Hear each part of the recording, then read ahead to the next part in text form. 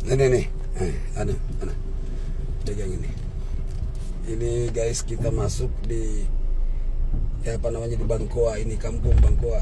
Kampung Bangkoa ini desa Batu Rape. Nah ini kita mau masuk di perbatasan desa Batu Rape dengan desa Bertalasan. Ini jalanannya.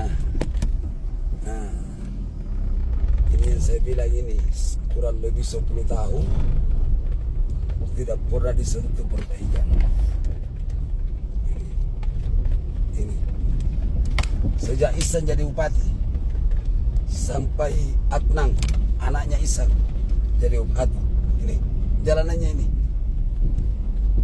Apanya yang hebat ini Adnan kalau begini? Ini setiap pemilihan bupati berjanji akan dia aspal Berimbulu. Setiap pemilihan bupati, baik pemilihan caleg juga berjanji dia akan dia utamakan, katanya itu infrastruktur. Ya pemilihan bupati juga begitu janjinya, tapi tidak pernah terrealisasi.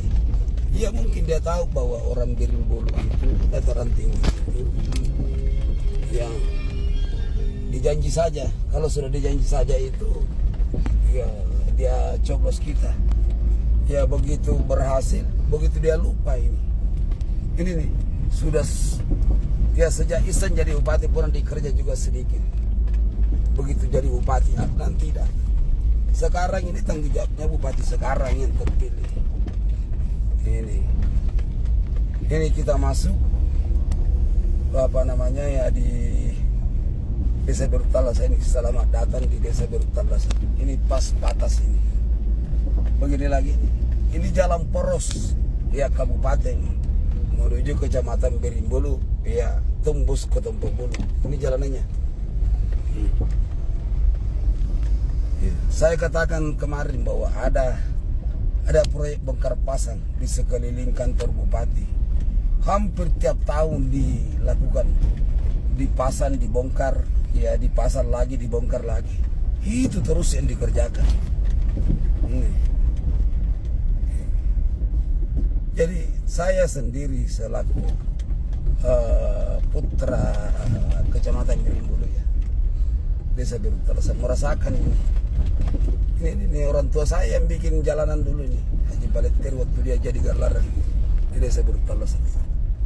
Iya, diperbaiki ya sekarang.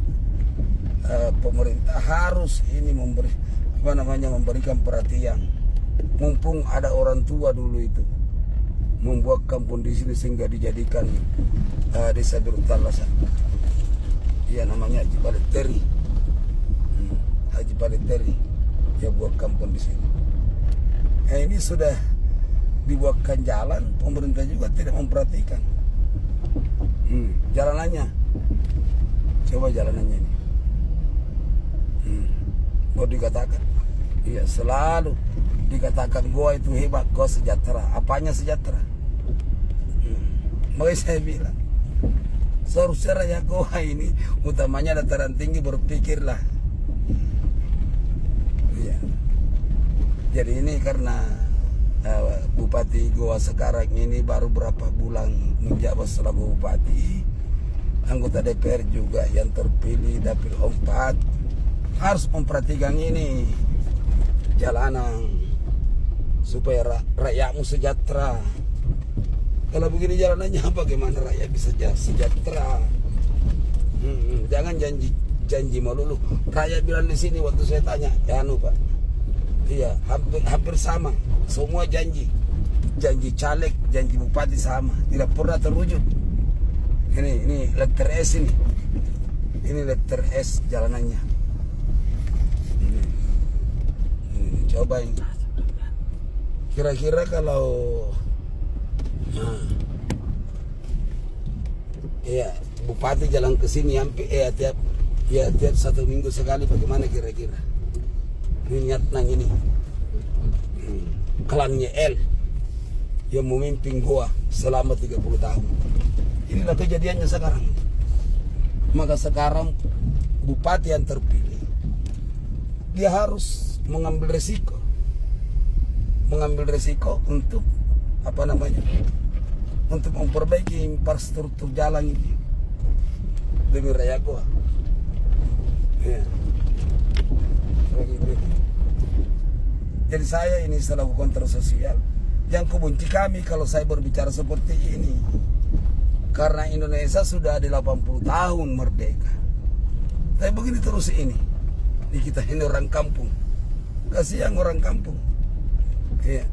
Apalagi bupati sekarang yang terpilih di sini di Kecamatan Berimbulu hampir 30.000 itu wajib pilihnya itu.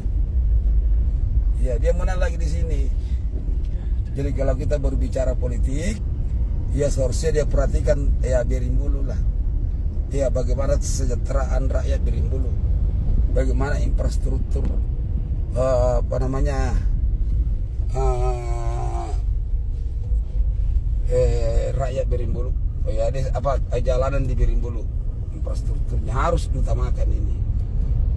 Jangan rakyat bilang janji caleg setiap pemilihan bupati, janji lagi akan memperbaiki infrastruktur, akan memperbaiki apa namanya kesejahteraan rakyat. Janji caleg juga seperti itu. Ya begitu dia duduk lupa dia bukan jadi wakil rakyat lagi. Ya, tapi dia apa namanya ya mungkin dia pikir ya bos, ya dia lebih hebat daripada ini ya. Artinya tidak pernah menganggap bahwa saya ini terpilih ya karena rakyat. Bupati juga terpilih, pemerintah bupati juga terpilih karena rakyat. Ya. Jadi saya memohon kepada wakil saya selaku ya wakil saya di DPR. Saya ini kan rakyat, berarti wakil saya. Ada perwakilan rakyat ya dari DPR.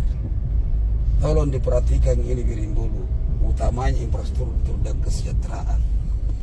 Iya. Gitu guys. Iya, nanti apa namanya selanjutnya lagi ya disampaikan bahwa